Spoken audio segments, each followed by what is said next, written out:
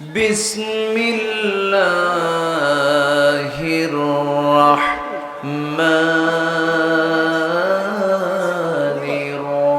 الرحيم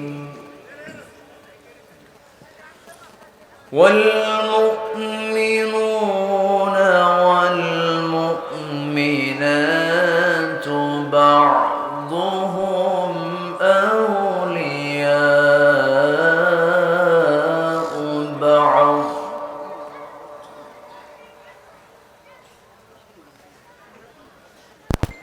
يأمرون بالمعروف وينهون عن المنكر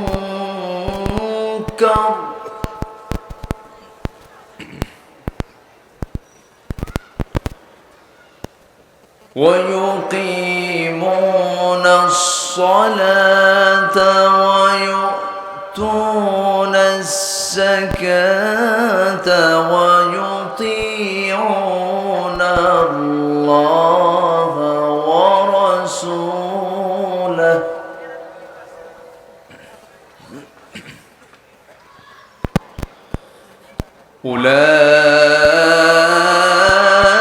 أولئك سيرحمهم الله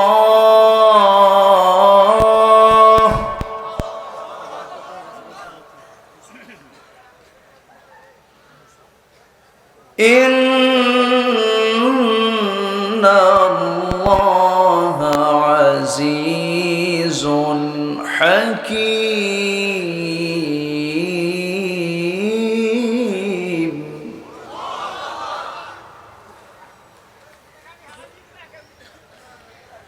الله أكبر. بسم الله الرحمن الرحيم.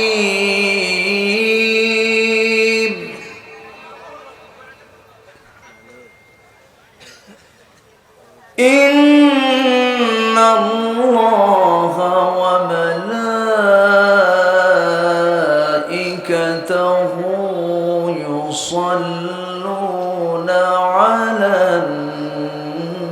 النبي يا أيها الذين آمنوا صلوا عليه وسلموا تسليما.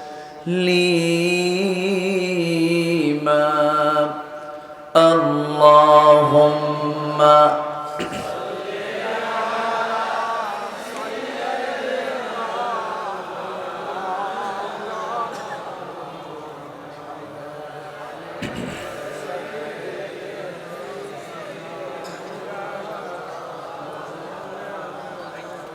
সবাই বলুন বালাগাল উলা বিকামালিহি কাশাফাত তুজা বিজামালিহি হাসনাত জামিউ খিসালিহি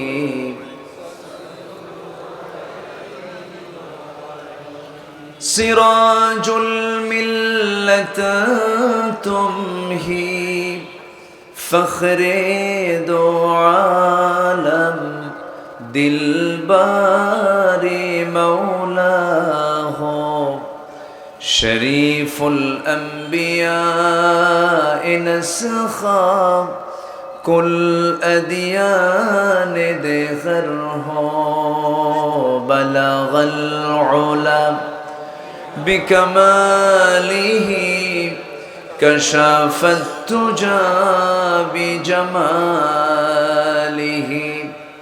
حسنت جميع خصاله.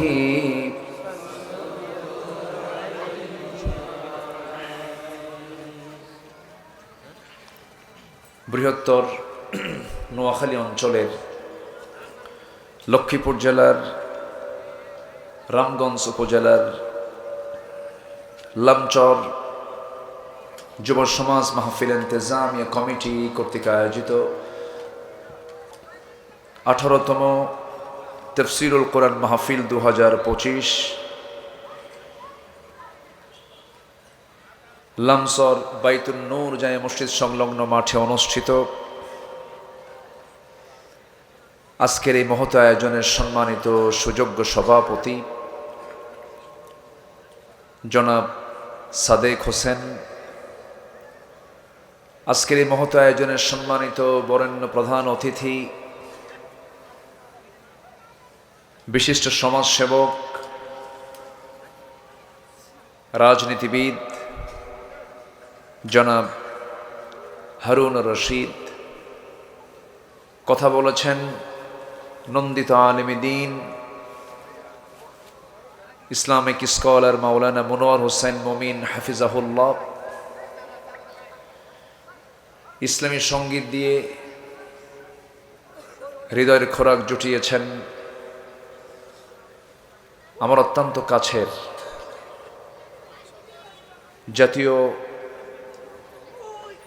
স্বর্ণপদকপ্রাপ্ত ইসলামী সঙ্গীত শিল্পী জনাব শিল্পী শাহাবুদ্দিন শিহাব, শিল্পী আমজাদ হোসেন রিয়াদ সহ উপস্থিত হাজরাত উলামায়ে কেরাম, ফদলা ইজাম, সুশীল সমাজ, জাতির শ্রেষ্ঠ সন্তান, শিক্ষক মণ্ডলী, জাতির বিবেক, সাংবাদিকবৃন্দ, সামনে উপস্থিত দূরে কাছের বিভিন্ন স্থান থেকে ছুটে আসা কালেমার ঝান্ডাবাহী, তাওহীদের পতাকাবাহী, দ্বীন ইসলামের নর শারদুল বীর মুজাহিদ, প্রাণ প্রিয় সম্মানিত দ্বীনি ভাইরা, আড়ালে বসে আছেন শ্রদ্ধেয়া সম্মানিতা মা বোনেরা। আলোচনার প্রথমেই আনুষ্ঠানিকতার মধ্য দিয়ে আমার পক্ষ থেকে আবারও দিল খোলা সালাম, আসসালামু আলাইকুম ওয়া রাহমাতুল্লাহি ওয়া বারাকাতুহু। সবাই কেমন আছেন? আমাকে প্রশ্ন করলেন, আল্লাহ তাআলা আমাকে আপনার সাথেই তো রেখেছেন। বলছি আলহামদুলিল্লাহ। মহান রব্বে করিমের অশেষ মেহেরবানি, তিনি আমাদের জন্য কোরআন শোনার জন্য, বলার জন্য একটি অনুকূল পরিবেশ বের করে দিয়েছেন। বলি আলহামদুলিল্লাহ। এটা কার মেহেরবানি বলেন তো? আল্লাহ। এই মাহফিলগুলো সহজে হতো না। এই 16 বছর, আমি তো 26 বছর এই মাঠে, তাই 16 বছর বিপরীত স্রোত ছিল। মাহফিল মানি সেখানে একটা কঠিন একটা রেস্ট্রিকশন ছিল। কমিটির কাছে প্রশাসন চলে আসতো, কমিটি যেতে বাধ্য হতো থানায়। থানায় অনুমতি মিলত না, যেত এসপি অফিস, মিলত না ডিসি অফিস। জুতার তলা ক্ষয় হতো, মাহফিলের পারমিশন মিলত না। চিন্তা করা যায়, এখন ওই থানা নিজে এখন কমিটিকে ফোন দিয়ে বলে কিছু লাগবে কি? ঠিক আছে না? তো এই পরিবেশ তৈরি করে দিয়েছেন যিনি, তিনি আমার কে? আল্লাহ। কোনো গোয়েন্দা সংস্থার রিপোর্টও ছিল না, ডিজিএফআই, এসবি, এনএসআই, কোনো গোয়েন্দা রিপোর্টও ছিল না। সব কিছুর ঊর্ধ্বে ঘটায় দিয়েছেন তিনি আমার কে? আল্লাহ। সেই মহান রবের শুকর আদায় করিয়ে বলি আলহামদুলিল্লাহ। চিৎকার মেরে বলছে আল্লাহুম্মা ইন্নী আসআলুকা আল হুদা ওয়াত তুকা ওয়াল আফাফা ওয়াল গিনা। সবাই বলি আল্লাহুম্মা আইন্নি আলা যিকরিকা ওয়া শুকরিকা ওয়া হুসনি ইবাদাতিকা। আমরা আল্লাহ তাআলার শুকর আদায় করে নিলাম। উঠতে একটু দেরি হয়েছে, একটু শেষ করতে যদি দেরি হয় কষ্ট হবে? চলে যাবেন না তো আমাকে ছেড়ে? আমি তো মেহমান, আমাকে থুয়ে গেলে তো বিপদ। আমি আপনাকে নিয়ে শেষ দোয়া পর্যন্ত থাকতে চাই। আমার সঙ্গে সবাই সময় কাটাবেন তো ইনশাআল্লাহ? আমরা সময় কাটাবো না, সময় কাটাবো কি নিয়ে? কোরআন নিয়ে। যতক্ষণ থাকবো গুনাহ মাফ হবে। যতক্ষণ থাকবো ফেরেশতারা দোয়া করবে, বলি আলহামদুলিল্লাহ। আসুন সোজা আলোচনার দিকে চলে যাই। আমার হারুন ভাই পাশে যিনি বসে আছেন, খুব দামি একটা কথা বলেছেন। একটা পরিবার সমাজ ধ্বংসের জন্য একটা মাদকাসক্ত ছেলেই যথেষ্ট। খুব একটা গুরুত্বপূর্ণ পয়েন্ট তিনি নোট করেছেন। আমি চেষ্টা করছি সে বিষয়ে কিছু বলবো আমি ইনশাআল্লাহ। এরপরে আমার ডান পাশেও কিছু ভাইজান, তারাও কিছু সুন্দর সুন্দর কথা বলেছেন। শেষ ক্লাসে ভাঙ্গাচোরা কিছু কথা আমি বলতে চাচ্ছি। আমাকে সময় দিচ্ছেন তো নাকি? আমরা বসেছি কোন কিতাব নিয়ে? পুরাতন না নতুন? ভালো করে কর, কেমনে নতুন হয়? আবার পুরাতন বললেন, প্রশ্ন কিন্তু খুব জটিল। কোরআনটা কি নতুন না পুরাতন? নতুন না পুরাতন? চির নতুন। বলুন কি বলুন? চির নতুন। এ কোনো পুরাতন হবে না কখনো। এমন একটা কিতাব এটা। প্রশ্ন যে করছি বিরক্ত হচ্ছেন না তো? আবার প্রশ্ন করলে উপকার হলো, মনে থাকে, মনোযোগিতা থাকে। কোরআন পুরাতন না, কোরআন চির নতুন। শুধু নতুন না, চির নতুন। লা তুহসা আজাইবুহু, যার আশ্চর্যতা কখনো ফুরাবে না। জোরে বলি সুবহানাল্লাহ। আকাশে মেঘ হয় না? এই মেঘ কেন হয়? কোরআন জবাব দিয়েছে। কেমনে হয়? কোরআন বলে দিয়েছে। মেটেরোলজিক্যাল সায়েন্স তো, আবহাওয়া বিজ্ঞান তো কেবল বলল, আর কোরআন বলে দিয়েছে ১৫০০ বছর আগে। এই যে আকাশ এবং জমিন, এর মাঝে মহাশূন্যতা, এটা তো ছিল না। এই জমিন এবং আকাশ ছিল লাগানো। কি ছিল? লাগানো। প্রচন্ড ধাক্কা লেগেছে। ধাক্কার মধ্য দিয়ে এই মহাশূন্যের সৃষ্টি হয়েছে। এটার নাম হচ্ছে বিগ ব্যাং থিওরি। কি থিওরি? Big bang theory. এটা বিজ্ঞান হালে এসে বলতেছে, কোরআন ১৫০০ বছর আগে বলে দিয়েছে। জোরে বলি সুবহানাল্লাহ। আচ্ছা, সূর্যের নিজস্ব আলো আছে, চাঁদের নিজস্ব কোনো আলো নেই।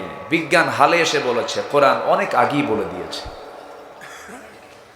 আল্লাহ রাব্বুল আলামিন বলেন, হুয়াল্লাযী ইউরীকুমুল বারকা খাওফান ওয়া তামআন ওয়া ইউনশিস সাহাবাস সিকাল। আরেক জায়গায় বলছেন, আওয়ালাম ইয়ারাল্লাযীনা কাফারু আন্নাস সামাওয়াতি ওয়াল আরদা কানাতা রাতকান ফাফাতাকনাহুমা وجعلنا من الماء كل شيء حي। কাফেররা কি দেখে না? তারা যে ইথিজমে বিশ্বাস করে, তারা যে নাস্তিক হয়ে বসে আছে, তারা কি লক্ষ্য করেন আমি আল্লাহ রাব্বুল আলামিন আকাশ এবং জমিনকে এক জায়গায় রেখেছিলাম। প্রচন্ড ধাক্কার মধ্য দিয়ে আমি আল্লাহ মাঝখানে মহাশূন্যতা দিয়ে দিয়েছি। চিন্তা করা যায় কোরআন কত আগে বলে দিচ্ছে, যে যুগে মানুষ জানতই না এগুলো কিছু। আল্লাহ রাব্বুল আলামিন এই বৃষ্টির তথ্যটা কত আগে জানায় দিলেন, কত আগে এই বিষয়টা ফাইন্ড আউট করলেন। হালে বিজ্ঞানে সেটা প্রমাণ করেছে। একটা আয়াত আল্লাহ রাব্বুল আলামিন ১৫০০ বছর আগে বললেন, আল্লাহুল্লাযী ইউরসিলুর রিয়াহা ফাতুসিরু সাহাবান ফায়াবসুতুহু ফিস সামাই কাইফা ইয়াশা ওয়ায়াজআলুহু কিসাফান ফাতারাল ওয়াদাক يخرج من خلاله فإذا أصاب به من يشاء من عباده إذا هم يستبشرون। জোরে বলুন আল্লাহু আকবার। আবহাওয়া বিজ্ঞান বলতেছে যে বৃষ্টির জন্য প্রথমে বায়ুর প্রবাহ। কিসের প্রবাহ? বায়ুর প্রবাহ। এরপরে মেঘের স্তূপীকরণ, এবং সেই ঘনীভবন থেকেই বৃষ্টির মূল রহস্য উন্মোচিত হয়। অথচ আল্লাহ রাব্বুল আলামিন কত আগে সেম একই বক্তব্যই দিয়েছেন কোরআনের ভিতরে। সূরা রূমের ৪৮ নম্বর আয়াতে তিনি বলেন, তিনি সেই মহান রব যিনি বায়ু প্রেরণ করেন, অতঃপর মেঘমালাকে তা সঞ্চারিত করে। এরপরে তিনি মেঘমালাকে যেভাবে ইচ্ছা সেইভাবে আকাশে ছড়িয়ে দেন, তাকে স্তরে স্তরে রেখে দেন। জোরে বলি সুবহানাল্লাহ। তাহলে বিজ্ঞানকে প্রমাণ করলো না বিজ্ঞান ধার করলো? কোন কোন কোন জায়গা থেকে? কোরআন থেকে ধার নিয়েছে। আবার এই যে বৃষ্টিটা হয়, মেঘ সৃষ্টি হয়, মেঘ সৃষ্টি হয় পানি থেকে। এই পানিটা বাষ্পীয় আকারে জমিন থেকে তোলেন কে? আসতে বলবেন, তোলেন কে?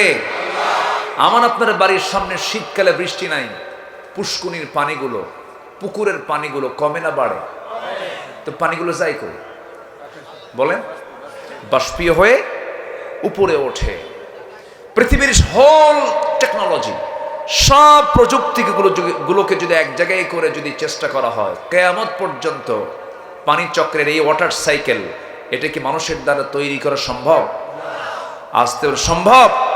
সম্ভব না। এবং এই বৃষ্টি যে আল্লাহ নাজিল করেন, অপরিমিত না পরিমিত? আসতে বলে, পরিমাণ ছাড়া না পরিমাণ সহ? পরিমাণ সহ। বেশি হলে সমস্যা, বেশি হলেই তো মানুষ বাঁচা কঠিন হয়ে যাবে। তবে প্রশ্ন আসতে পারে যে হুজুর, তাহলে বন্যা হয় কেন? লক্ষ্মীপুরে এবার যে পানি হয়েছে নাকি? আচ্ছা, লক্ষ্মীপুরে যে পানি এসেছে, নোয়াখালীতে যে পানি আসছে, যারা ইয়াং ছেলে পেলে, যারা যুবক, তোমরা কি দেখছো এর আগে? না। এমনকি অনেক মুরব্বীরাও জানে না যে এইরকম হঠাৎ আকস্মিক বন্যা এটা আল্লাহ দেননি, আমাদের প্রতিবেশী দিয়েছে। ঠিক আছে না? প্রতিবেশী দিয়েছে। বিশ্বের কোন দেশে এমন আইন নাই, কোথাও নাই যে উজানে কেউ বাঁধ নির্মাণ করতে পারে। যা বাঁধ তৈরি হয়েছে ৭১-এর পরে ৭৪-এ, ফারাক্কা বাঁধ, এর আগে কেউ করার সাহস পায়নি, কারণ বোম্বিং মেরে উড়ায় দেবে। সম্মানিত বন্ধুগণ, ফিলিস্তিন যতটুকু ঝুঁকিপূর্ণ তার প্রতিবেশী রাষ্ট্র দ্বারা, আমি তো মনে করি মুসলিম বিশ্বে ৫৬টি মুসলিম রাষ্ট্রের ভিতরে সবচাইতে ঝুঁকিপূর্ণ রাষ্ট্র হচ্ছে আমার বাংলাদেশ। ঠিক কিনা? এটাকে টিকে রাখার জন্য ঐক্যের বিকল্প নেই, ঐক্য থাকতে হবে। আমার এই ভাইজান কিছু ইঙ্গিত করেছেন, আমি বলবো সব দিক থেকে আস্তে আস্তে করে আমি কিছু কথা বলবো। জোরে বলি ইনশাআল্লাহ। তাহলে মানুষ পানিতে মরে আল্লাহর দোষে না বান্দার দোষে? বলেন। বান্দার দোষে। সম্মানিত বন্ধুগণ, এই বৃষ্টির পানি আল্লাহ পাক পরিমাণ মতো নাজিল করেন। কি পরিমাণ? যে পরিমাণ পানি আল্লাহ পাক বাষ্প আকারে তোলেন, ওই পরিমাণ পানি নাজিল করেন। আল্লাহু আকবার বলেন। কি প্ল্যান তার! আল্লাহ রাব্বুল আলামিন বলেন, ওয়াল্লাযী নাযালা মিনাস সামাই মাআন বিকদরিন فأنشرنا به بلدة ميتا كذلك تخرجون। জোরে বলুন আল্লাহু আকবার। সূরাতুজ যুখরুফ আল্লাহ রাব্বুল আলামিন 11 নম্বর আয়াতে বলছেন, তিনি সেই মহান রব যিনি আকাশ থেকে বৃষ্টি নাজিল করেন বিকদারিন, পরিমাণ মতো করে। জোরে বলি সুবহানাল্লাহ। পরিমাণ মতো করে নাজিল করেন। সায়েন্স বলতেছে, গবেষণা বলতেছে, আধুনিক বিজ্ঞান বলছে, প্রতি সেকেন্ডে ভূপৃষ্ঠ থেকে প্রতি সেকেন্ডে পানি বাষ্পীয় আকারের উপরে ওঠে হলো 16 মিলিয়ন টন পানি। 16 মিলিয়ন টন। কেউ তো আল্লাহু আকবার বললেন না। এবং প্রতি বছরের পরিমাণ দাঁড়ায় হলো 513 ট্রিলিয়ন টন। 513 ট্রিলিয়ন টন পানি আল্লাহ পাক বাষ্পীয় আকারে জমিন থেকে তুলেন। আল্লাহু আকবার। যদি এই সিস্টেম যদি না থাকতো, পৃথিবীর কোনো সিস্টেম থাকতো, মানব অস্তিত্ব থাকতো, কোনো প্রাণের অস্তিত্ব থাকতো, সব বিলীন হয়ে যেত। সব করেছেন তিনি কে? আল্লাহ তাআলা। এরকম করে কোরআন সব তথ্য দিয়ে দিয়েছে। সেই মহা তথ্য থেকে আমি ছোট্ট একটা আয়াত আমি তেলাওয়াত করেছি। এই আয়াতগুলোকে সামনে রেখে কিছু কথা বলতে চাচ্ছি। এই আয়াতের শুরুটা করেছেন আল্লাহ রাব্বুল আলামিন মুমিনদেরকে ইঙ্গিত দিয়ে, যে মুমিনরা, তোমরা তো মুমিন, তোমরা পৃথক থাকবে না, তোমরা এক হবে। জোরে বলি সুবহানাল্লাহ। তোমরা কি হবে? এক হবে। ধরুন 36 জুলাই নাকি, ঠিক আছে 36 জুলাই তো, আচ্ছা, যে একটা পরিবর্তন যে এসেছে, এটা কি পৃথক হওয়াতে না এক হওয়াতে? বলেন তো বলেন তো বলেন তো, এক হওয়াতে। এক না হলে বিজয় আসে না, এক হতে হবে। এটা কার বক্তব্য? আসতে বলবেন না, কার বক্তব্য? আল্লাহ। আল্লাহ রাব্বুল আলামিন এক জায়গায় বলছেন, ওয়া'তাসিমু বিহাবলিল্লাহি জামিআন ওয়া লা তাফাররাকু ওয়াযকুরু নি'মাতাল্লাহি আলাইকুম ইয কুনতুম আ'দাআন فألف بين قلوبكم فأصبحتم بنعمته إخوانا জোরে বলুন আল্লাহু আকবার। তোমরা আল্লাহর রজ্জুকে শক্ত করে ধরো, পার্থক্য সৃষ্টি করো না। কোরআন ধরতে নিয়ে তোমরা মত পার্থক্য করো না, দিনকে ধরতে নিয়ে তোমরা মত পার্থক্য করো না। কার কথা? তোমরা কি হবে? সূরা তাওবার 71 নম্বর আয়াত আমি তেলাওয়াত করেছি। আল্লাহ রাব্বুল আলামিন এখানে বলছেন, ওয়াল মুমিনুনা ওয়াল মুমিনাতু বা'দুহুম আউলিয়াউ বা'দ ইয়া'মুরুনা বিল মা'রুফি ওয়া ইয়ানহাউনা আনিল মুনকার। জোরে বলুন আল্লাহু আকবার। সূরা তাওবা কত নম্বর আয়াত? 71। একটা বিশেষ সংখ্যা। দেশ স্বাধীন হয়েছে কোন সালে বলেন? 71। একটা ঐতিহাসিক সংখ্যা না, এটা আমার দেশের জন্য। তো আয়াত নাম্বার হচ্ছে 71। এই 71 নম্বর আয়াত থেকে আমি কিছু কথা বলতে চাচ্ছি। সম্মানিত ভাইয়েরা, আপনাদের এই নোয়াখালী লক্ষ্মীপুরে ওয়াজ করা কিন্তু সহজ না। ঘরে ঘরে আলেম উলামা, আলহামদুলিল্লাহ বলবেন না? লক্ষ্মীপুরের আলেমরা গোটা দেশের নেতৃত্ব দেয়। নোয়াখালীর আলেম যদি না নড়ত, না ঘুরতো, গোটা দেশ আলেম তৈরি হতো না। আলহামদুলিল্লাহ কেউ বললেন না তো? প্রচুর আলেম ওলামা এখনো আপনি যদি গুনতে যান। এই রামগঞ্জের সন্তান ছিলেন আল্লামা লুৎফুর রহমান রাহিমাহুল্লাহ। আমাকে দেখলে উনি জড়ায় ধরতেন আমারে, বলতেন এটা আমার সন্তান। আল্লাহওয়ালা মানুষ ছিলেন। চলে গেছেন, মার্চে মারা গেছেন। মার্চে 1 বছর হয়নি তো এখনো, না? হ্যাঁ, আল্লাহ তুমি তার কবরটাকে জান্নাতের টুকরা বানায় দাও। জোরে বলি আল্লাহুম্মা আমিন। তার প্রতিটা শব্দ চয়ন, প্রতিটা বাক্য ছিল প্রত্যেক আলোচকের জন্য একটা শিক্ষা। এত সুন্দর করে মন্ত্রমুগ্ধের মতো মানুষ শুনতো। আল্লাহু আকবার। আল্লাহ তুমি তার কবরটাকে জান্নাতের টুকরা বানায় দাও। এরপর এই লক্ষ্মীপুরে হাফিজ হুজুর রাহিমাহুল্লাহ, তার বাড়ি কিন্তু এখানে। এরপরে আপনি কোন দিকে যাবেন? আপনি প্রেজেন্ট যে আলেম ওলামাগুলো আছে, মুফতি কাজী ইব্রাহিম মজলুম, একজন আলেম দ্বীন, একসাথে আমার কাতারে প্রোগ্রাম ছিল। এত বিনয়ী মানুষ আর এত বড় আলেম তিনি, চলন্ত মুহাদ্দিস, চলন্ত হাদিসের বিশ্বকোষ তিনি, আলহামদুলিল্লাহ। বাড়ি লক্ষ্মীপুর। এরপরে এখন প্রেজেন্টে একজন আছেন যার পরিচিতি খুব দ্রুত ছড়ে পড়েছে, শেখ আহমদুল্লাহ হাফিজাহুল্লাহ, এই লক্ষ্মীপুরের আওলাদে রাসূল, এত নরম মানুষ এই লক্ষ্মীপুরের। আল্লামা তারিক মুনাওয়ার হাফিজাহুল্লাহ, তিনিও এই লক্ষ্মীপুরের। তাহলে কোন দিকে যাবেন আপনি? দুই একটা আবু জেহেলও আছে। আবু জেহেল যে নাই তাও না, কারণ রসুল আছেন যেখানে, আবু জেহেলও সেখানে। এই বৃহত্তর নোয়াখালী অঞ্চলের একজন ছিল, আহারে মুখে যা আসতো 16টা বছর তাই বলতো। এই যে মাইকটা পাইছিল, মুখে যা আসতো তাই বলতো, উঠেই বলতো খেলা হবে। এটা কি কোনো বিজ্ঞজন, সচেতন একজন জ্ঞানী গুণী মানুষের বক্তব্য এগুলো হতে পারে? আসতে বলবেন না, হতে পারে? হতে পারে না। ওইদিকে আরেকজন বুড়া বয়সে বিয়ে করছিল, বিড়া বয়সে বিয়ে করে বাচ্চার বাপ হয়েছে, বাচ্চা হাতে নিয়ে বলতেছে লা ইলাহা ইল্লা আনতা সুবহানাকা ইন্নী কুনতু মিনাজ জালিমিন। জানেন কি আপনারা? ওরা আবার আলেমদের ভুল ধরে। আবার আরেকজন বললেন আগামীকাল ঈদুল আজহার জানাজা নামাজ। কি কি বলতেছে? বলছে না বলেছে। এই হচ্ছে তাদের এলিমের দৌড়। তারা এতটুকুই পেরেছে, দুর্নীতি করেছে ওরা, আর জেলের মধ্যে ঢুকাইছে আলেমদেরকে ওরা। জেল খাটলো আলেমরা, আর টাকা লোপাট করে বাইরে পাচার করলো ওরা। এই মাহফিলে যখন বসি, বিশেষ করে আল্লামা সাঈদীর কথা বারবার মনে হয়ে যায়।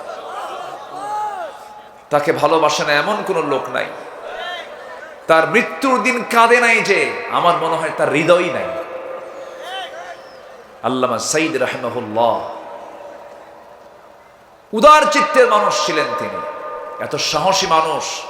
2009 সালে আমার জীবনের প্রথম হজ, ওনার জীবনের শেষ হজ। হজে গেছি, ওনাকে প্রশ্ন করলাম সবাই মিলে, হুজুর আপনি কি দেশে যাবেন? উনি আশ্চর্য হয়ে বলেন, কেন, কি সমস্যা?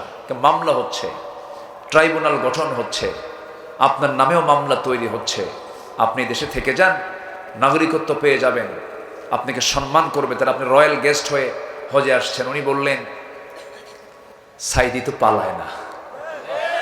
আল্লাহু আকবার বলবেন না? আমার দেশের জনগণ মানবতার জীবন যাপন করবে, আমি সেই দেশের জনগণ হয়ে আমি একজন ভাঙ্গাচুরা, আমার নেতৃত্বে মানুষ কথা শোনে, নেতা বাইরে থাকবে আর কর্মী মানবতার জীবন যাপন করবে, এই শিক্ষা রাসূল দেখে শিখান নাই। উনি দেশে ফিরেছেন, ফেরেন নাই? ফিরেছেন। কোনোদিন কি তার চেহারায় 13 বছরের জেলখানার জীবনে কোনোদিন কষ্ট দেখেছেন? শেষ বিদায়টাও নিয়েছেন কান্না নিয়ে না হাসি নিয়ে? কান্না নিয়ে না হাসি নিয়ে?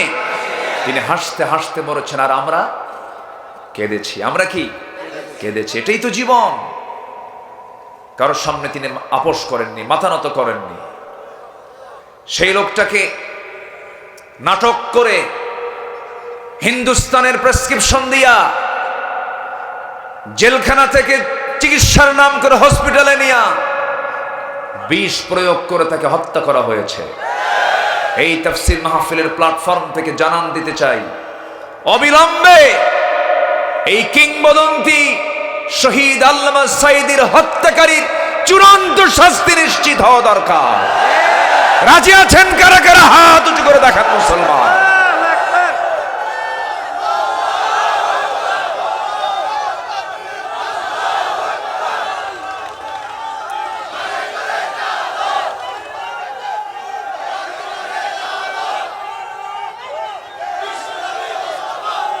আল্লাহ কবুল করুন, জোরে বলে আমিন, আরো জোরে আমিন। আমরা তো মুসাফা করি, মুসাফার পরে যখন আমি গাড়িতে গিয়ে যখন দুটো হাত যখন নাকি নিই, নানান রঙের বিড়ির গন্ধে আমার কাম সারা। বাস্তব, এত বিড়ি মানুষ খায়। আবার মাহফিলে এসে বলে, হুজুর বিড়ি খাওয়া কি জায়েজ আছে? মানে উনি জায়েজের চেষ্টায় আছেন, উনি তো ছাড়িবেন না, আরো চেষ্টায় আছেন যে কেমনে বাড়ানো যায়। আহারে, আল্লাহ কি বিড়ি খাওয়ার জন্য পাঠাইছে দুনিয়াতে? বলেন তো, বলেন বিড়ি খাওয়ার জন্য পাঠাইছে? জীবনটাকে সাজাবো আমরা, জোরে বলি ইনশাআল্লাহ। আগে মানুষ মদ খায় না, আগে মানুষ বিড়ি খায়।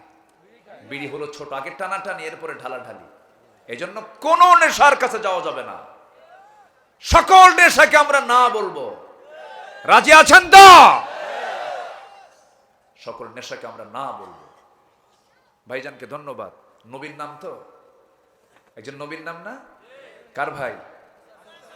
ওরে সব তো আলোচক, লক্ষ্মীপুর না? হ্যাঁ, একদম ধরে ফেলবেন আপনারা, কোন একটা ভুল বললেই ধরায় ফেলবেন একদম। খুব সুন্দর আপনারা বলি আলহামদুলিল্লাহ। আচ্ছা, হারুন আলাইহিস সালাম তিনি মুসা নবীর ছোট ভাই না বড় ভাই? বড় ভাই। বলেন কি ভাই? বড় ভাই। একদিন আল্লাহকে বলতেছেন, আল্লাহ তুমি আমাকে কিছু যে দাওয়াত দিতে বলতেছো, ইযহাবি ইলা ফিরআউনা ইন্নাহু তাগা, কিন্তু আমি যে যাব ফেরাউনের কাছে কালিমার দাওয়াত দিতে, আমার তো জিহ্বা অচল, খুব রাগ, কথার মধ্যে রসকস নাই, আমি দাওয়াতটা দেব কেমনে? আল্লাহ বললেন, মুসা চিন্তা করো না, আমি তোমার জিহ্বা ঠিক করে দিলাম। জোরে কোন সুবহানাল্লাহ। তার জিহ্বা ঠিক হয়ে গেল। রব্বি ইশরাহ লি সাদরি ওয়া ইয়াসসির লি আমরি। এরপরে বলছেন আল্লাহ ঠিক আছে যাচ্ছে। আল্লাহ বললেন একটু নরম সুরে, একটু ঠান্ডা মাথায় বুঝে শুনে একটু কালিমার দাওয়াত দিবা। তুমি বললেন আল্লাহ এই দায়িত্ব আমার দিলে তো হবে না, আমাকে যদি এই দায়িত্ব দাও তাহলে আমি বড় বিপদে পড়ে যাবো, পারবো না, কারণ আমার কথা ডাইরেক্ট, আমার আস্তে আস্তে কথা হয় না। তবে আমার ভাই হারুন খুব মিষ্টভাষী, খুব সুন্দর করে কথা বলতে পারে। আল্লাহ বললেন মুসা তোমার মুখে যখন তোমার বড় ভাই প্রশংসাই শুনলাম, যাও এই মুহূর্তে নবুয়ত দিয়ে দিলাম। জোরে বলে সুবহানাল্লাহ। তাহলে কয় ভাই নবী? দুই ভাই নবী, একসঙ্গে দুই ভাই নবী ছিলেন। আবার শ্বশুরটাও নবী ছিলেন, আল্লাহু আকবার বলবেন না? শ্বশুরও নবী ছিলেন। আবার ভাগিনা একটা ইউসা, এটাও নবী ছিলেন। তাহলে এক পরিবারে কয় নবী খুঁজে পেলাম? কত দামি পরিবার এটা, আল্লাহু আকবার। ফেরাউনকে কালিমার দাওয়াত দিলেন। ফেরাউন কয় মুসা তোমার সঙ্গে এটা কে আসছে? আমার ভাই হারুন, সে আল্লাহর নবী। ফেরাউন কয় তোমার আল্লাহর কাজ নাই কাম নাই, একই করে দুই নবী পাঠাইছে না? বলেন তো এই কথা শোনার পরে কি মুসার মতো লোকের কি রাগ কমার কথা না বাড়ার কথা? লাঠি উঁচু করছে, প্রচন্ড রাগী ছিলেন। এই পয়গম্বরকে ফেরাউন কম জ্বালান জ্বালাইছে? দেশ ছাড়া করছে। কম অত্যাচার করেনি, বহু অত্যাচার করেছে। শেষ পর্যন্ত ফেরাউনের পতন হয়েছে দরিয়ার পানি সুবান খায়া, ঠিক কিনা? কম অত্যাচার করেনি। এবং চারিত্রিক মানে ত্রুটি ধরার জন্য সে কম চেষ্টা করেনি। যুগে যুগে চরিত্রে কালিমা দেওয়ার জন্য, কালিমা লেপন করার জন্য এগুলো চেষ্টা চালানো হয়েছে, আমার নবীর বিরুদ্ধে চালানো হয়েছে। একবার দেখেন মুসা আলাইহিস সালাতু ওয়াস সালামের কোনো প্রবলেম ছিল না, শারীরিক কোনো প্রবলেম নবীদের নাই। আল্লাহ সমস্ত নবীদেরকে ত্রুটিমুক্ত করেছেন এবং সুন্দর করে সৃষ্টি করেছেন তাদেরকে। এবং আমার রসুল ছিলেন 100 জন জান্নাতি পুরুষের সমান শক্তি ধার একজন মানুষ। একবার ফেরাউন বলল কি যে মুসার একটা অসুখ আছে, সে অসুখটা হলো অন্ডকোষ, একটা ছোট একটা বড়। কি কথা কি বুঝতেছেন? তো এই লোক আবার নবী হয় কেমন? এই অপপ্রচার গোটা দেশ ছড়ায়া দিল। সে তো রাষ্ট্রপতি, গোটা দেশ ছড়ে গেল। আল্লাহর পয়গম্বরের কানে যখন এই নিউজ আসছে এই রোগ তার নাই, আল্লাহকে বলতেছে আল্লাহ আমার আর সহ্য হচ্ছে না, যে ব্যারাম আমার নাই, যে অসুখ আমার নাই, সে অসুখ, সেই অভিযোগ আমার বিরুদ্ধে দেওয়া হলো, আল্লাহ একটা বিচার ফায়সালা করো। আল্লাহ ফায়সালা করলেন, মুসা চিন্তা করো না, ফায়সালা করে দেব। তিনি গোসলে নামলেন। ওই সময়ের সিস্টেম ছিল মানে ইজারা, পাজামা খুলে পানিতে নামতেন। তো উনি পাজামা খুলেই পানিতে নামলেন, কেউ ছিল না, উনি একাই নেমে গোসল করে তিনি আবার ওই পাজামা লুঙ্গিটা পরবেন। কিন্তু উনি ওটা রেখেছিলেন একটা পাথরের ওপরে। তো উনি গোসল করতে নামাও সারা, এইদিকে পাথরটা জীবিত হয়ে লুঙ্গি হাসাতে করে দৌড় মারাও সারা। উনি এখন গোসল থেকে উঠে দেখে যে লুঙ্গিনে দৌড়াচ্ছে। আল্লাহু আকবার বলবেন না? সহিহ বর্ণনা কিন্তু এখানে আলেম ওলামা আছেন, দৌড়াচ্ছে। মুসা আলাইহিস সালাতু ওয়াস সালাম সঙ্গে সঙ্গে ওই পাথরের পিছনে দৌড়াচ্ছেন হাতে লাঠি নিয়া, বলতেছে এই পাথর তুই বেয়াদবি করিস কেন, আমার তো পরনে কোনো কিছু নাই। পাথর দৌড়ায়, তিনি দৌড়ান, কিন্তু পাথরের মধ্যে জীবনটা দিয়ে দিয়েছেন তিনি আমার কে? এই যে মাটির দেহতে জীবনটা দিয়েছেন তিনি কে বলেন? আল্লাহ দিয়েছেন। কিন্তু পাথর দৌড়াচ্ছে কার অর্ডারে বলেন? আল্লাহর নবী কি পারবে নাকি? দৌড়ায় দৌড়ায় আল্লাহ পাক মুসা আলাইহিস সালামের স্মৃতি থেকে ভুলায়া দিয়েছেন। তিনি যে দৌড়াচ্ছেন তিনি তার মনেই নাই, তার স্মৃতিতেই নাই। তিনি দৌড়াচ্ছেন, পাথরও দৌড়ায়, তিনিও দৌড়ান। পাথর লুঙ্গিটা নিয়ে সেই জায়গায় গিয়ে থেমেছে যে জায়গায় ফেরাউন তার মন্ত্রী পরিষদ নিয়ে মিটিং করে। কি কথা কি বুঝতেছেন? একদম জায়গা মতো গিয়ে থেমে গেছে, উনিও থামছেন। ফেরাউন নিচের দিকে তাকায় দেখে না অস্ত্রপাতি সব ঠিক আছে। সম্মানিত ভাইয়েরা, আলেমদের চরিত্রকে হনন করার জন্য 16 বছর বহুত চেষ্টা করা হয়েছে। আলেমদের চরিত্র মানুষের সামনে ওপেন হয়েছে, তাদের কোনো দোষ নাই। যারা চরিত্রহীন, যারা লম্পট, আল্লাহ তাদেরকে উলঙ্গ করে ছেড়েছেন। লজ্জায় মাথা নিচু হয়ে যায়, লজ্জায় মাথা নিচু হয়ে যায়। একটা দেশের শীর্ষস্থানীয় ধনী, যার মাথা থেকে পা পর্যন্ত সব সাদা, মাথার চুল সাদা, দাড়ি সাদা, পাঞ্জাবি সাদা, পায়জামা সাদা, জুতাও সাদা, সেই লোকটা পালানোর রাস্তা পেল না। নেত্রী হেলিকপ্টারের অপেক্ষা ছিলেন, দরবেশ আসবে, দরবেশ আসে নাই। 5-6 দিন পর সে পালানোর জন্য দাড়ি কাটছে, নৌকায় চড়েছে, নৌকার ভেড়ে নাই। শেষ পর্যন্ত কোস্টগার্ড গিয়ে ধরে ফেলছে আইনমন্ত্রীকে। আইনমন্ত্রীকে ধরে বলে, স্যার সিংসি থানায় চলে। আইনমন্ত্রী কয়, আমি কি একা আসছি? আমি তো জামাতের সাথে আসছি। ওই যে দেখো, কোটা কে? মাথার চুল কালো, মুখে দাড়ি নাই, গেঞ্জি পরা, লুঙ্গি পরা লোকটা কে? ভালো করে দেখো, ওটাই দরবেশ। ওরা চেয়েছিল আমাদের উলঙ্গ করতে, আল্লাহ ওদেরকে উলঙ্গ করে ছেড়েছেন।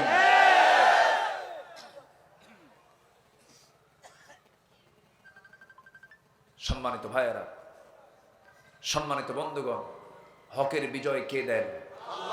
আসতে বলবেন না, হকের বিজয় কে দেন? আল্লাহ আছেন না নাই? আল্লাহ আছেন। এখন দায়িত্ব হচ্ছে আমরা এক থাকব। মনে থাকবে তো? মনে থাকবে? এক থাকতে হবে। কখনো পৃথক হবেন, বিপদে পড়ে যাবেন। যদি পালান, বিপদে পড়ে যাবেন। যুবকরা পালায় নাই। আমি তো ঢাকায় স্টিল নাও ছিলাম। আল্লাহ এদের কলেজায় যে কি সাহস দিয়েছিল, আল্লাহু আকবার! আমি অবাক। বাপ মা কোন সন্তানকে আটকে রাখতে পারে না। বলতেছে, আমার আবু সাইদ, আমার ভাই মারা গেছে, হাত উঁচু করে গুলির সামনে দাঁড়িয়েছে, আমরা কেমনে বাড়িতে থাকি? সবগুলো রাস্তায় নেমে গেছে। ছোট্ট 7 বছরের বাচ্চা যে পুলিশকে থাপড়ায়, চিন্তা করা যায়? মুগ্ধ পানি বিতরণ করে।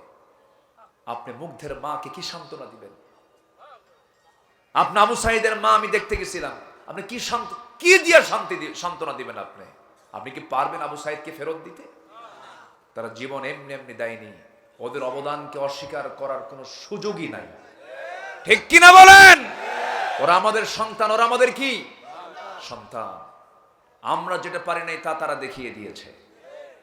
দুঃখ লাগে, এই জাতি খুব দ্রুত ভুলে যায় সবকিছু। এটাই সমস্যা সবচাইতে। বলা যাবে না, কখনো বলা যাবে না। আমরা একটি ঐক্যের প্ল্যাটফর্ম তৈরি করে একটি কল্যাণ রাষ্ট্রের দিকে এগিয়ে যাব। জোরে বলি ইনশাআল্লাহ, জোরে বলি ইনশাআল্লাহ। কষ্ট পাচ্ছেন নাকি? কষ্ট পাচ্ছেন না? আলোচনা চালাবো? জোরে বলি ইনশাআল্লাহ। আল্লাহ চান মুমিনদের মধ্যে একতা। আল্লাহ রাব্বুল আলামিন বলেন, তোমরা এক হয়ে যাবে, পরস্পরের বন্ধু হয়ে যাবে। আমার নবীজির বিজয়টা কেন এসেছে? সাহাবে কেরামদের মধ্যে বন্ধুত্ব ছিল, গভীর বন্ধুত্ব ছিল, এমনকি তাদের স্বপ্ন পর্যন্ত এক হয়ে যেত। আল্লাহু আকবার। আমার নবীজির ইন্তেকাল হয়েছে, ইন্তেকালের 2 বছর পরের কথা। আমি কি দোয়া করে দেব? ওই লোকটা উঠলো কেন? ওই যে এই যে সমস্যা কি? ও চাপ, নিম্নচাপ। হ্যাঁ, একটু দেরি হয়ে গেছে, আমাকে দেরিতে উঠায় দেওয়া হয়েছে। একটু আগে ভাগে উঠালে ভালো হতো। একটু বসেন না। ওই যে আবার আরেকজন উঠে, বসেন, একটু বসেন, ধৈর্য ধরেন। আমি একটু আর কিছুক্ষণ কথা বলবো, এই আয়াতটা শেষ হলেই তো হয়ে যাবে। একটু বসেন। উঠলে আমাদের কলিজার তারগুলো ছিঁড়তে থাকে, জানেন, আলোচনা হেরে যায়, খুঁজে পাই না। একটু বসেন, একটু বসেন। আমাদের যে হারুন ভাই কত ব্যস্ত মানুষ না, এই যে সামনে যারা বসে সবাই তো ব্যস্ত মানুষ, কত সুন্দর করে বসে আছেন। একটু বসেন না, আমরা একসঙ্গে দোয়া করবো ইনশাআল্লাহ। কষ্ট দিচ্ছি না তো? বসেন। আমার নবীর ইন্তেকালের 2 বছরের মাথায় খেলাফতের দায়িত্ব নিয়েছেন দ্বিতীয় খলিফা কে বলেন তো? যে বলেন দ্বিতীয় খলিফা ওমর। অনেকদিন আগে এক মাহফিলে বললাম, ওমরে ফারুককে চিনেন কে? সামনে থেকে ছোট্ট এক ছেলে দাঁড়ায় বলে, হুজুর আমি চিনি। কে? আমাদের বাড়ির দোতলায় ভাড়া থাকে। আমি শুনে বললাম, তুমি 100তে 100 পাইছো, তোমার এলেম যদ্দূর তোমার উত্তর তদ্দূর, খুব ভালো হয়েছে। এই অমর সে অমর না, যে অমর জান্নাতের সংবাদ পেয়েও পাগলের মতো কাঁদতেন আল্লাহর ভয়, পাগলের মতো। আল্লাহু আকবার, পাগলের মতো কাঁদতেন। একদিন তার সাথে এক সাহাবী হাদিস বর্ণনা করছেন, কি মিসকাল হাববাতিন মিন কিবার, যার মধ্যে যাররা পরিমাণ অহংকার থাকবে সে জান্নাত পাবে না। এই হাদিস শোনা মাত্রই তিনি লাফ মেরে জমিনে পড়ে গেলেন, ধুলাই মলিন হয়ে যাচ্ছেন, শুধু গড়াগড়ি দিচ্ছেন মাটিতে আর বলতেছেন, ওমর, ওমরকে মানুষ সম্রাট বলে, ওমরকে মানুষ খলিফা বলে, ওমরকে মানুষ এত বড় মনে করে, ওমরের মধ্যে অহংকার ঢুকেছে মনে হয়। এই কথা বলে তিনি হাউমাউ করে কাঁদতেছেন, কেঁদে কেঁদে বলছেন, আল্লাহ তাআলা, আমার মনে হয় আমার মধ্যে অহংকার ঢুকেছে, আল্লাহ তুমি আমাকে মাফ করে দাও। তবে আমার মনে হয় আল্লাহ গো, এই দুনিয়াতে যত মানুষ তুমি পাঠিয়েছো, সব মানুষকে তুমি যে জান্নাতের যদি ঘোষণা দিয়ে দিয়া একজনকে যদি জাহান্নামের ঘোষণা দাও, আমার মনে হয় একজন জাহান্নামী বান্দা কেউ হবে না, আমি ওমর ছাড়া। কত নিচু মা, কত নিজেকে কত ছোট মনে করতেন তারা, আল্লাহর কাছে কাঁদতেন, পাগলের মতো কাঁদতেন। একদিন এক সাহাবীর কাছে গিয়ে বলছেন, ভাই হুযায়ফা, রাসূল তার কাছে মুনাফিকের তালিকা রেখেছিলেন। কাদের তালিকা? মুনাফিকদের তালিকা। ভাই হুযায়ফা, দেখো তো ওই মুনাফিকের তালিকার মধ্যে আমি ওমর, আমার নামটা আছে নাকি দেখো তো, আমার নামটা আছে কিনা দেখো। হুযায়ফা বলছেন, ভাই ওমর, তুমি কি পাগল হইছো নাকি, তোমার নাম থাকবে কেন, তুমি তো জান্নাতি। সাইয়েদনা ওমর ফারুক বলছেন, না, আমার সন্দেহ লাগে, মনে হয় আমি মুনাফিক হয়ে গেছি। আমার ভাইয়েরা, আমরা নিজের জীবন কিনে সমালোচনা করব, জোরে বলি ইনশাআল্লাহ। সবার দোষ খোঁজার আগে নিজের দোষকে খুঁজে বের করার চেষ্টা করব, জোরে বলি ইনশাআল্লাহ। সেই সাইয়েদনা ওমরের শাসন আমলে হযরত আলী রাতের বেলা স্বপ্নে দেখতেছেন, বিশ্বনবী তার দরজার সামনে দাঁড়ায় গেছেন। স্বপ্নে রাসূলকে দেখলে সে কি মিথ্যা দেখে না সত্য দেখে? সত্য। সাইয়েদনা আলী স্বপ্নের মধ্যে দেখলেন দরজার কাছে এসে রাসূল নিজে সালাম দিয়ে বলছেন, আলী, বহুদিন যাবত দেখা হয় না, তোমার সঙ্গে সাক্ষাৎ করার জন্য আসছি আজকে। এই কথা বলে তার পাশে বসে গেলেন। বসেই রাসূল অনেকগুলো খেজুর থেকে মাত্র একটা খেজুর হাতের মধ্যে নিয়া 3টা আঙ্গুলে তুলে নিয়ে বলছেন, আলী, মুখটা ফাঁকা করো, আমি তোমাকে খাওয়ায় দেই। বিসমিল্লাহ বলে তার মুখে দিয়ে দিলেন রাসূল। মুখের মধ্যে খেজুর দেওয়া সারা তার ঘুমটা ভেঙে গেছে। ঘুম ভাঙ্গার পরে তিনি লক্ষ্য করে দেখেন তার জিহ্বার ভিতরে তাজা খেজুরের স্বাদ ফুটে উঠেছে। চোখে পানি চলে আসছে। ওযু বানালেন, নামাজে দাঁড়ালেন সাইয়েদনা আলী। নামাজের মধ্যে হাওমা করে কাঁদতেছেন, ও আল্লাহ, আমার জীবন আজকে ধন্য হলো, বহুদিন দেখি না রাসূলকে, আজকে দেখতে পেলাম। শুকরিয়ার নামাজ পড়লেন, তাহাজ্জুদ নামাজ পড়লেন। আমার বন্ধুগণ, আল্লাহর যারা নিকটতম বান্দা তাদের কাছে নামাজ কিন্তু 5 ওয়াক্ত নয়। 5 ওয়াক্ত নামাজ হলো ফরজ নামাজ, আর ইমানদারদের জন্য 6 ওয়াক্ত নামাজ। 5 ওয়াক্ত হলো ফরজ, 1 ওয়াক্ত হলো নফল, তার নাম হলো তাহাজ্জুদ। তার নাম কি? তাহাজ্জুদ। ইমানদার যারা, আল্লাহর কাছে ক্ষমা পেতে চায় যারা, তারা তাহাজ্জুদ কখনো কাজা করে না। আমরাও পড়বো, জোরে বলি ইনশাআল্লাহ, আরো জোরে বলি ইনশাআল্লাহ। সবাই কি তাহাজ্জুদ পড়বেন? পড়বেন না? আল্লাহ পাক তাহাজ্জুদের সময় কোথায় আসেন? কোথায় আসেন বলেন, কোথায় আসেন? হ্যাঁ, হ্যাঁ, ফিস সামাঈদ দুনিয়া। এই যে দুনিয়ার আকাশ, যেটা নীল আকাশ দেখি না, এটা সবচেয়ে কাছের আকাশ। এই আকাশে আল্লাহ পাক চলে আসেন এবং বলেন, আলা মিন মুস্তাগফিরিন ফাগফির লাহ। আল্লাহু আকবার বলেন। কোন ক্ষমা প্রার্থী আছে আমার কাছে ক্ষমা চাবে, আমি তাকে ক্ষমা করে দেব। এই আকাশটা কিন্তু আরশ আজিমের যে দূরত্ব, সেই দূরত্বের তুলনায় এটা কিন্তু কিচ্ছু না। আল্লাহ পাক এই জন্য বলতেছেন যে ফিস সামাঈদ দুনিয়া, আমি দুনিয়ার আকাশে আসি, সবচেয়ে কাছে আসি। 7 আকাশ উপরে হচ্ছে আরশ আজিম। 228টা দেশ নিয়ে আজকের এই পৃথিবী। 228টা, কিছু হয়তো কম বেশি হতে পারে। এতগুলো দেশ নিয়ে একটা পৃথিবী। এই পৃথিবীকে আলোকিত করার জন্য সূর্য কয়টা? একটা। সূর্য বড় না পৃথিবী বড়? শুধু বড়, 13 লক্ষ গুণ বড়। কত লক্ষ গুণ? তো এটা অনুমান আন্দাজের বড় হতে পারে, বড় ছাড়া ছোট হবে না। আচ্ছা,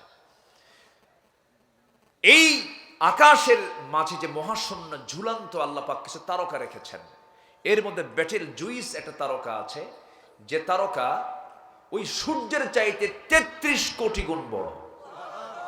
কত কোটি গুণ? 33 কোটি গুণ। এরকম করে সুপারনোভা, আড্রা, বেটেল জুইস, এই সমস্ত তারকাগুলো, প্রক্সিমা সেন্ট্রাই, এরকম তারকাগুলো প্রায় 500 বিলিয়ন তারকা নিয়ে একটা করে গ্যালাক্সি আছে। আর এরকম কোটি কোটি গ্যালাক্সি আল্লাহ পাক মহাশূন্যে ঝুলায় রেখেছেন।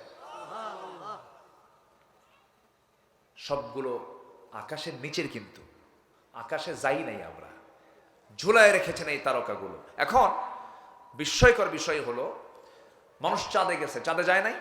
চাঁদে গিয়েছে, জি, চাঁদে গেছে মানুষ, জি, চাঁদে গিয়েছে মানুষ। কিন্তু মানুষ যদি শখ করে যে আমরা একটু তারকার দেশে যাব, পৃথিবীর সবচেয়ে নিকটবর্তী তারকা হলো প্রক্সিমা সেন্ট্রাই।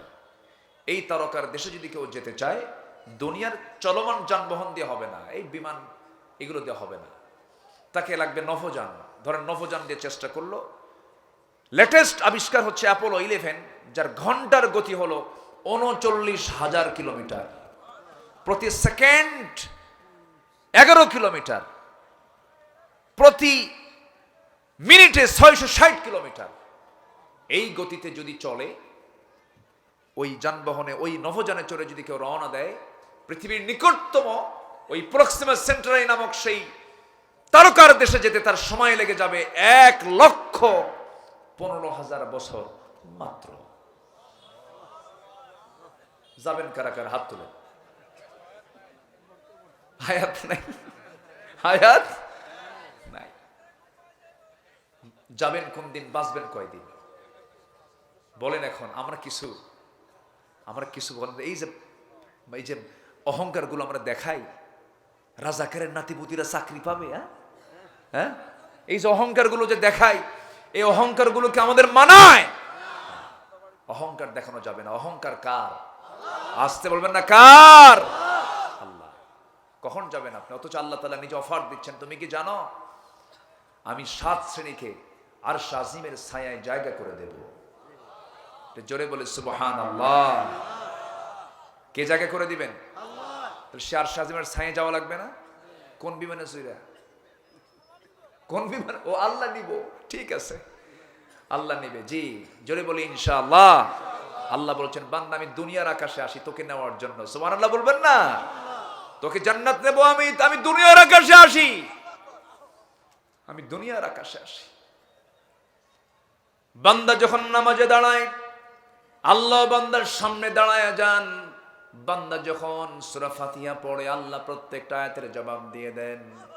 বান্দা যখন বলে আলহামদুলিল্লাহি রাব্বিল আলামিন, আল্লাহ বলেন হামিদানি আবদি, আর রহমানির রহিম আথনা আলাইয়া আবদি, মালিক ইয়াউমিদ্দিন মাজ্জাদানি আবদি, ইয়াকা না'বুদু ওয়া ইয়াকা নাস্তাঈন। আল্লাহ বলেন হাদা বাইনি ওয়া বাইনা আবদি, বান্দা তুমি আমার কাছে কি চাও বলো ভালো করে। ইহদিনাস সিরাতাল মুস্তাকিম থেকে শুরু করে নিয়ে দাল্লিন পর্যন্ত যখন বলে, আল্লাহ বলেন বান্দারে যা চাইলি সব চাও, আমি আল্লাহ রাব্বুল আলামিন কবুল করে নিলাম।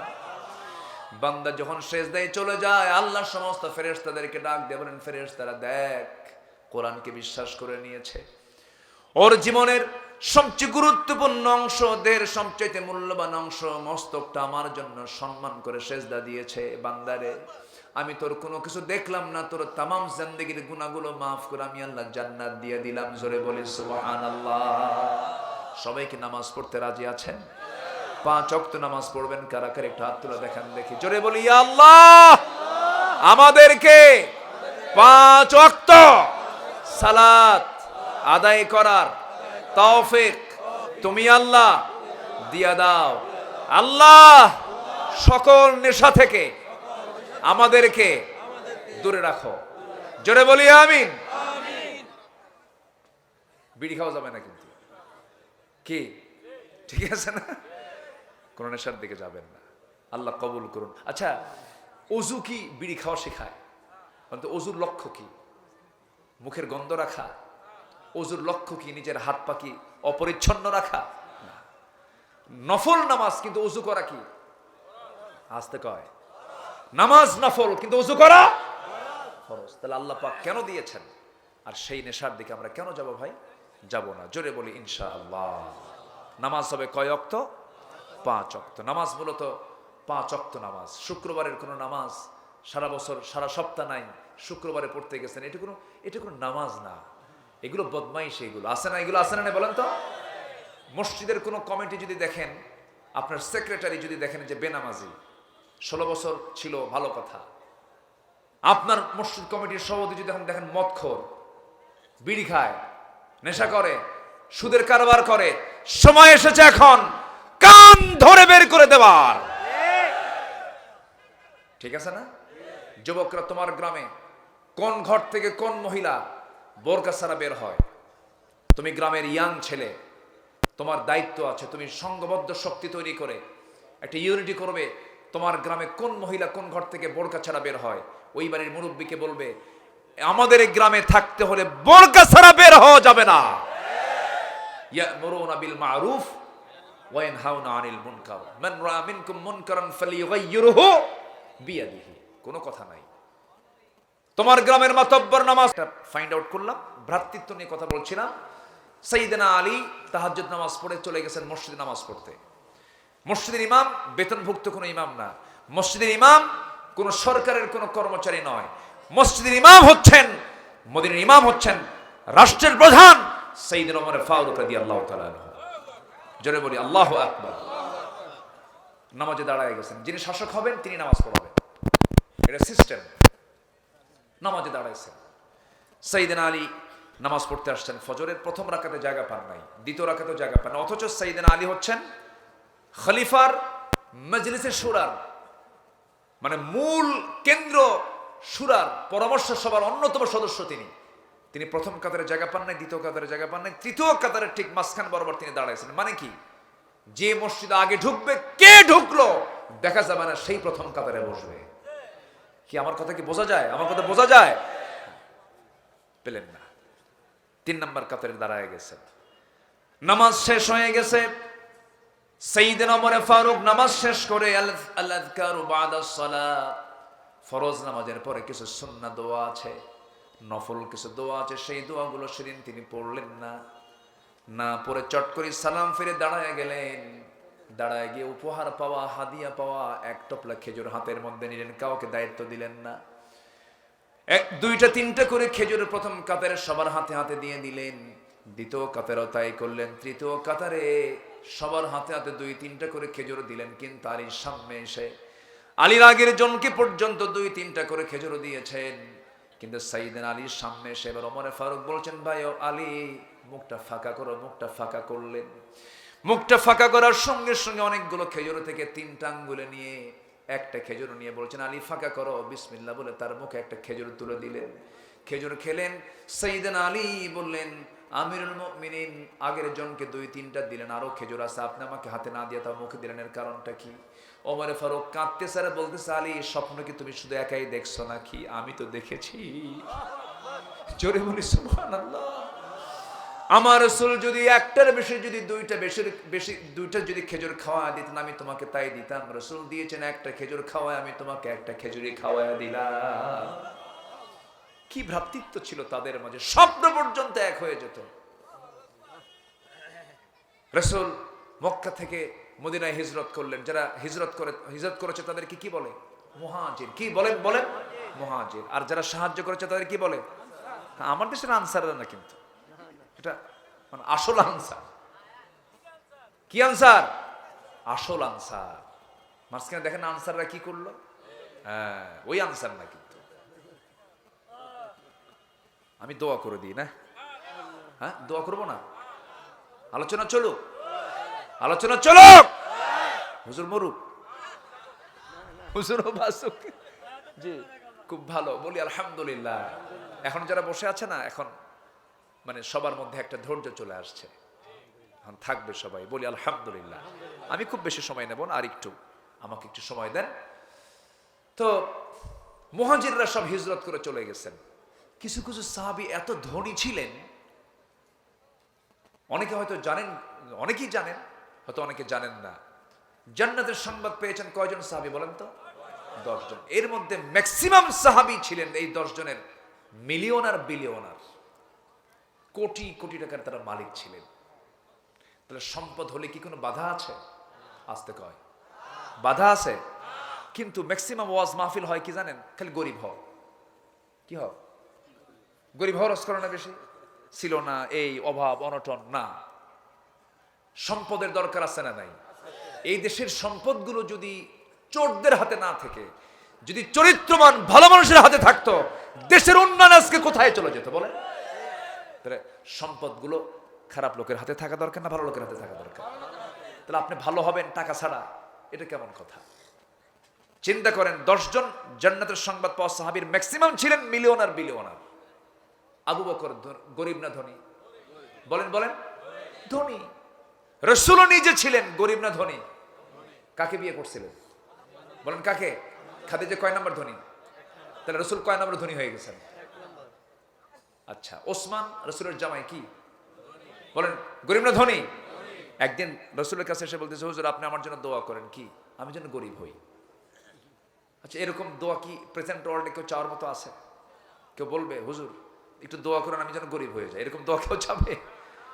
রাসূল বলেন, ওসমান তুমি এরকম করে দোয়া চাচ্ছ কেন? হুজুর যেটাই হাত দিই সেটাই সোনা হয়ে যায়, ছাই দিলেও সোনা হয়ে যায়, এত সম্পদ আর ভাল লাগে না হুজুর, আপনি আমার জন্য দোয়া করেন আমি যেন গরিব হয়ে যাই। রাসূল বললেন, তাই?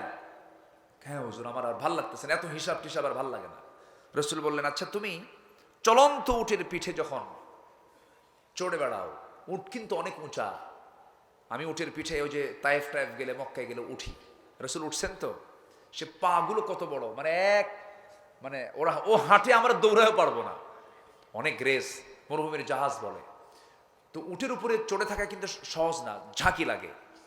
রাসূল বলেন, ওসমান তুমি যখন উটের পিঠে ওঠো তখন যদি তোমার খাওয়ার প্রয়োজন হয় তুমি খাও কেমন? চলন্ত উঠেই খাই, চলতেছে খাচ্ছি, কিন্তু যখন আমার হাত থেকে যদি একটা দানাও যদি পড়ে যায়, ছোট্ট দানা, আমি উটকে বসাই, বসায় সেই দানা তুলি, ধুইয়া আবার খাই।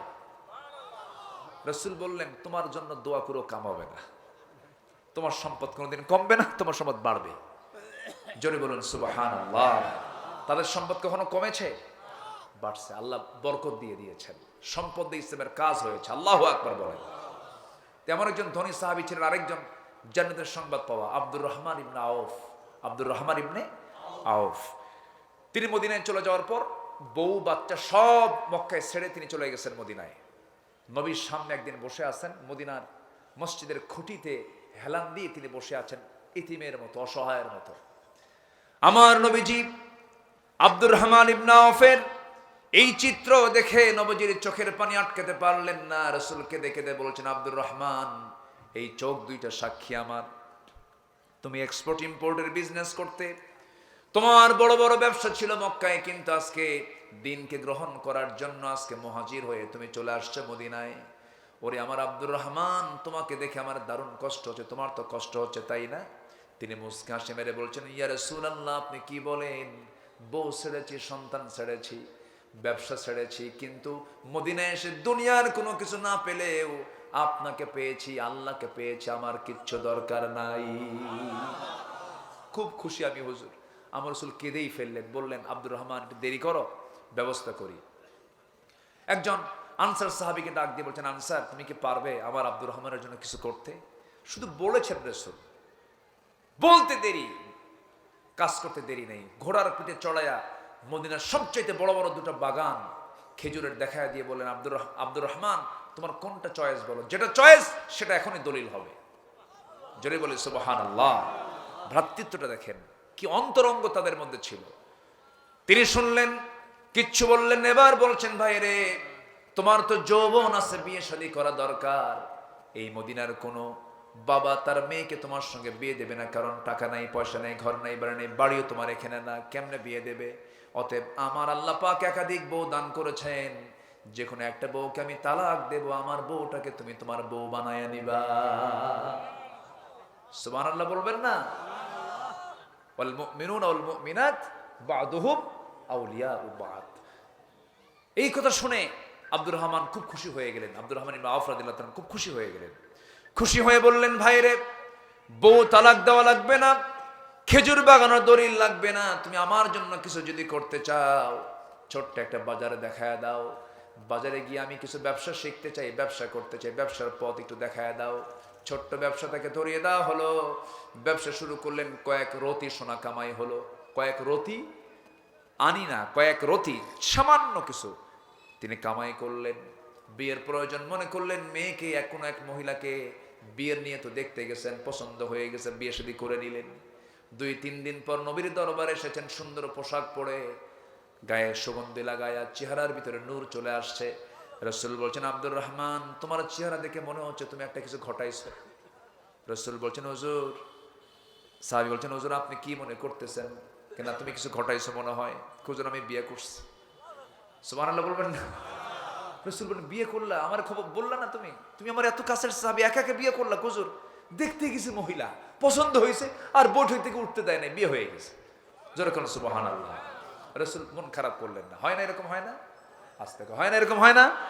হয়তো দেখবেন যে অনেক প্রিয় বন্ধু বাদ পড়ে যায়, আত্মীয় স্বজন বাদ পড়ে যায়, মেয়ে দেখতে গেছে, হয়ে গেছে, পরিবার সিদ্ধান্ত নিয়েছে, বিয়ে হয়ে গেছে। রাসূলও মাইন্ড করলেন না। রাসূল বললেন, আব্দুর রহমান, বিয়ে যখন করেছো ভালো কথা, কিন্তু আমার তো দায়িত্ব আছে কি, তোমার তো টাকা নাই, টাকা পাইলা কই? মোহরানার টাকা তো দিতে হবে, তুমি পাইছো কোথায়? তুমি তো মুহাজির, তুমি তো আনসার না, তুমি এখানে টাকা পাইলা কোথায়?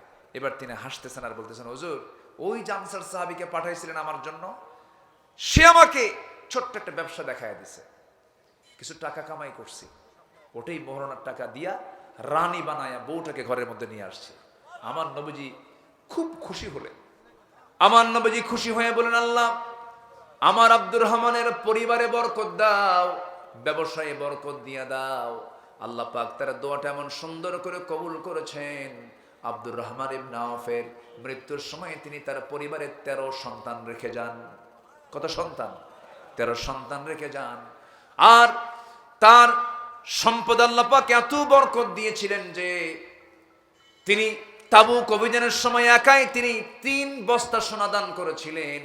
মৃত্যুর সময় তার 13 জন সন্তান যে রেখে গেছেন, মৃত্যুর সময়, মৃত্যুর পর তার সন্তানরা তার সোনাগুলো যে পরিমাণ রেখে গেছেন, সোনাগুলো ভাগ করার জন্য কুড়াল দিয়ে কেটে কেটে সোনাগুলো ভাগ করতে হয়েছিল। জোরে বলি আল্লাহু আকবার, আরো জোরে আল্লাহু আকবার।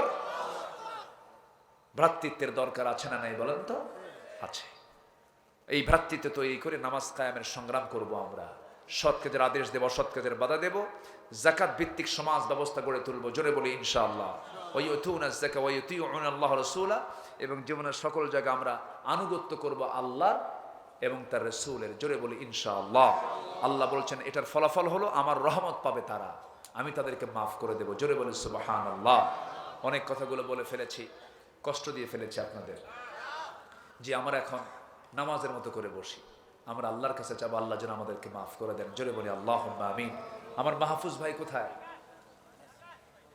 মাহফুজ ভাই, ও আচ্ছা, জি আমরা দোয়ার দিকে যাব। সভাপতি সাহেব কোথায়? সভাপতি মহোদয়, সভাপতি মহোদয় কোথায়? আপনি? আলহামদুলিল্লাহ, অনুমতি লাগবে তো, আমরা দোয়ার দিকে যাচ্ছি, যদি অনুমতি দেন। সভাপতি মানে কি? এই সবার সব দিকের উনি হচ্ছেন সবার প্রতি তিনি। জি, আপনার অনুমতি পেলে আপনি পিছনে কেন? জি জি, অনুমতি দিলে আমরা দোয়ার দিকে যাব। আমরা দোয়া করবো। আমরা চাইবো কার কাছে বলেন তো? কার কাছে চাইবো আমরা? সবাই নামাজের মতো করে বসি, তাশাহুদের সূরতে বসে যাই। মাহফিলে কি মা বোনরা আসে? মা বোনরা ও কালকে, আচ্ছা আচ্ছা বুঝছি, ঠিক আছে। যে আমরা এখন আল্লাহর কাছে চাবো আল্লাহ যেন আমাদেরকে মাফ করে দেন। সবাই বলে সুবহানাকা আল্লাহুম্মা ওয়া বিহামদিকা আশহাদু আল্লা ইলাহা ইল্লা আনতা আস্তাগফিরুকা ওয়া আতুবু ইলাইকা। চিৎকার মেরে বলি, ইয়া আল্লাহ, আমার জীবনের সগীরা কবীরা, ছোট বড় সব গুনাহ তুমি আল্লাহ মাফ করে দাও, মাফ করে দাও। জোরে বলুন ইয়া রাব্বাল আলামিন। আপনি কিছু বলবেন? হ্যাঁ, একটু বলা দরকার তো। জি, একদম চুপচাপ থাকবেন, উঠবেন, আমরা একসঙ্গে দোয়া করবো। জি, আমাদের আজকের মাহফিলের সভাপতি মোহাম্মদ সাদিক হোসেন, উনি অনুপস্থিতিতে আজকে সভাপতির পক্ষে সংক্ষিপ্ত আপনাদের মাঝে কথা বলবেন ৬ নং আনসার ইউনিয়নের বিএনপির সাধারণ সম্পাদক জনাব জাফর আহমদ পাটোয়ারি সাহেব। শামীম ভাই, শামীম সাহেব জি আলহামদুলিল্লাহ। বিসমিল্লাহির রহমানির রহিম। আজকের এই মাহফিলে সম্মানিত প্রধান বক্তা, ওই শহীদবাগ আমন্ত্রিত অতিথিবৃন্দ এবং মুসলিমবৃন্দ, আসসালামু আলাইকুম ওয়া রাহমাতুল্লাহ। আপনারা সবাই বসুন, আমরা তোমাকে হুজুর দোয়া করবে, আমরা সবাই দোয়া নিয়ে যাব। একটি কথা শুধু বলবো, আমরা এখানে এসেছি কি নিয়ে যাব, কি নিয়ে যাচ্ছি, এই কথাটুকু অন্তত আমরা একটু হুজুর থেকে আমরা দোয়া নিয়ে যাব। আমরা সারাটা দিন কষ্ট করেছি, সন্ধ্যা থেকে আপনারা দূর দূরান্ত থেকে এসেছেন। আমরা এখানে মাহফিলের ইন্তেজামিয়া কমিটির পক্ষ থেকে আপনাদের কাছে কৃতজ্ঞতা প্রকাশ করছি। আপনারা সুশৃঙ্খল ভাবে সারাক্ষণ যেভাবে মাহফিলে সহযোগিতা করেছেন, আমরা আশা করব আমাদের আজকের অনুষ্ঠানের যিনি প্রধান মেহমান, যিনি আমাদের আজকের প্রধান ওয়াজির